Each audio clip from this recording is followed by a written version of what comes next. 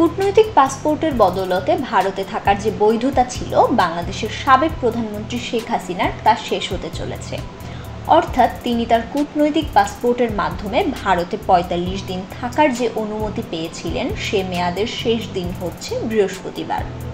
ইতোমধ্যেই রাজনৈতিক মহলে প্রশ্ন উঠেছে, ২৫০টিরও বেশি ডিজাইন অপশন নিয়ে ওয়ালটন স্মার্ট ফ্রিজ, বোঝে আপনার প্রয়োজন।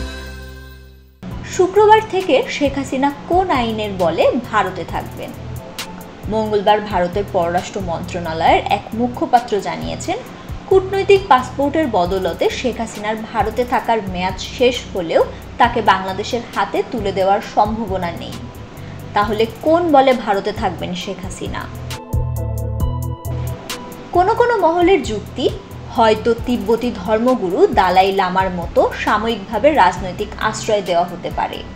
এ খবর দিয়েছে ভারতীয় গণমাধ্যম জি নিউজ।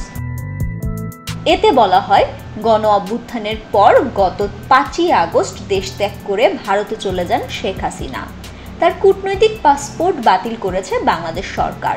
ফলে ভারতে থাকার বিষয়টি এখন ভারতের সিদ্ধান্তের ওপরেই নির্ভর করছে।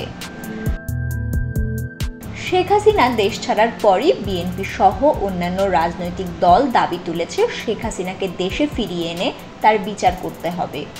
হাসিনার বিরুদ্ধে ইতোমধ্যেই খুনের মামলা হয়েছে। এখন ভারত শেখ হাসিনাকে ফেরত দিতে না চাইলে কি করবে বাংলাদেশ, সেটিও বড় প্রশ্ন। এ নিয়ে বাংলাদেশের পররাষ্ট্র উপদেষ্টা মঙ্গলবার বলেছেন, কোন আইনে শেখ হাসিনা ভারতে রয়েছে তা তারা জানেন না। ভারতের কাছে কিছু জানতে চায়নি ঢাকা। তবে ভারত চাইলে শেখ হাসিনাকে রাজনৈতিক আশ্রয়ে ভারতে রাখতে পারে।